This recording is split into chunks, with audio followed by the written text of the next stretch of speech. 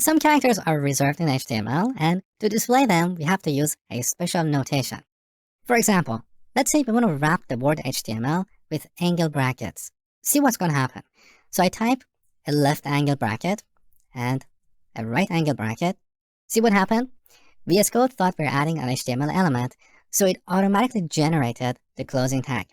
We don't want this, so let's delete it. Now, back in the browser. Look, where's our HTML word?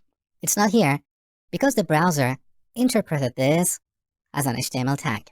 This is not what we want. We want to display this exactly as is. So to solve this problem, we're going to use HTML entities.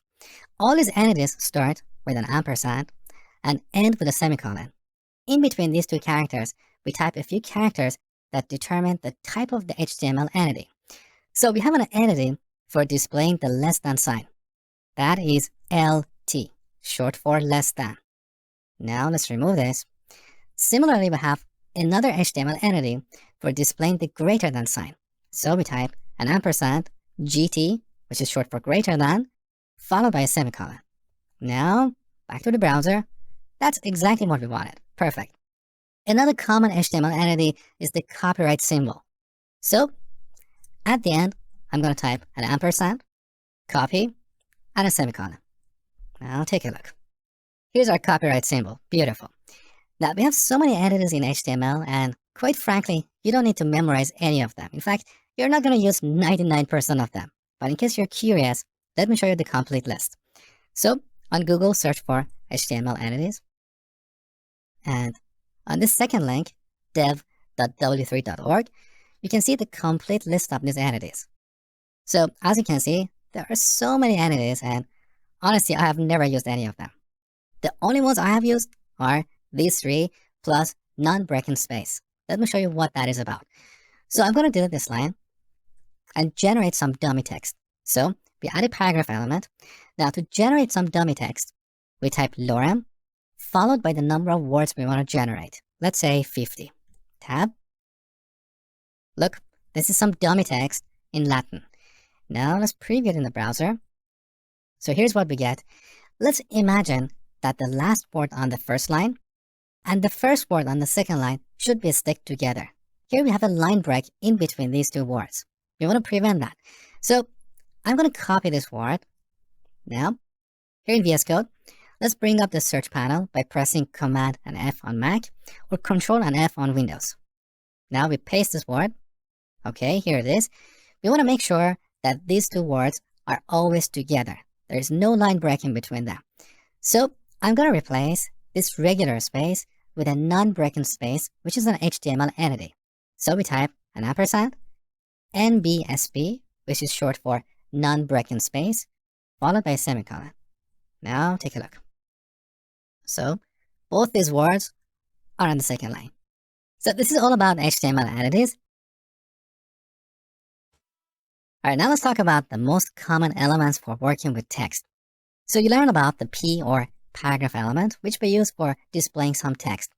So here I'm going to say, I love to teach you HTML. Now sometimes we want to emphasize a part of our text. Let's say the HTML word here. To do that, we can wrap it inside an M or emphasis element. So here I type M, press tab. Here's the emphasis element. Let's hover over it and see what the tooltip says. It says the M element represents stress emphasis of its content. So whenever we want to emphasize some content, we can wrap it inside the M element. So in this case, I'm going to move HTML inside these tags. Now, let's save the changes. Here's what we get. So by default, browsers display emphasized content in italic. But don't assume that whenever you want to display italic content, you should use the M element. Because the purpose of the M element is to emphasize content in our HTML document. An element called I, which was short for italic. If we use this element, we get the same result as before. Our content is displayed in italic. But this element is considered deprecated because HTML is not meant for styling. It should only be used for structuring content. So don't use the I element to display content as italic, okay? Now we have a similar element in HTML called strong. Let's hover over it and see what the tooltip says. The strong element represents strong importance, seriousness, or urgency of its contents. Conceptually, it's kind of similar to the emphasis element, so where you should use it really depends on your context, on your content. Now let's save the changes and see what we get. So by default, strong elements are displayed as bold, but once again, we can always change the styling. Now in the past, we had another element called B, which is short for bold. So whenever we wanted to make something bold, we use this element. But once again, this element is considered deprecated because styling should be done in CSS and not in HTML, okay? So don't use B or I elements. Okay, now let's talk about adding lists. In HTML, we have three types of list elements. The type that we use most of the time is UL, which is short for unordered list. We use this element whenever we want to show a list of items where the order doesn't matter. A common application of this element is in implementing navigation menus. Quite often, these navigation menus are represented using unordered lists. But we can use unordered lists for listing any type of objects where the order doesn't matter. We can list images, products in a shopping cart, and so on. So for this demo, let's say we want to create a navigation menu with 4 links. Inside this UL element, we add 4 LI elements. LI is short for list item. So the first item is going to be about me. Now here I'm using plain text, but we can add a hyperlink using the anchor element. Let's not worry about that and just focus on this structure. So let's add another list item, say courses, subscribe, and contact me. Let's see what we get. So by default, list items are displayed using bullet points. But these bullet points are a matter of styling. We can change their shape, we can change circles to squares, or we can remove them. That's something we do in CSS. Let me show you. So here in the style element, let's define a rule for our unordered list. Here we set list style type to a square. And with this, the shape of our bullet points changed to a square. Now, if you want to remove these, we set this property to none. The bullet points are gone. We can also use CSS to lay these out horizontally, just like this navigation menu over here. But that's a matter of styling. We'll talk about that later in the course. In this section, our focus is mainly on HTML for structuring our web pages. So this is how we can create an unordered list. Now we can also nest lists to create a hierarchy.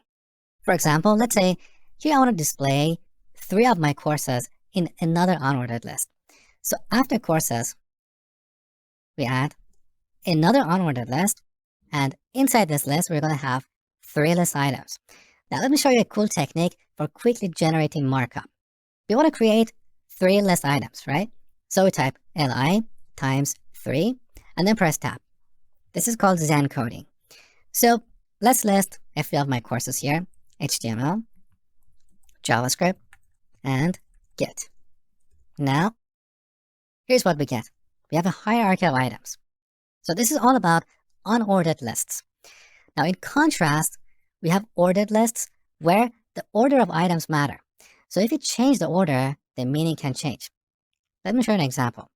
So I'm going to delete this unordered list and create an ordered list using the OL element. Now inside this list, we're going to have 3 list items. So once again, we type li times 3, but there's a shortcut to create all of this markup in one go. So I'm going to delete all of this. So we start with an OL. Inside this OL, we're going to have 3 list items. So li times 3. Isn't that awesome?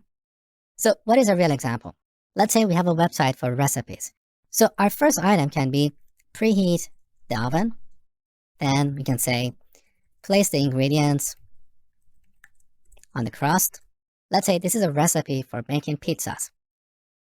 The third step can be put the pizza in the oven for 20 minutes and so on.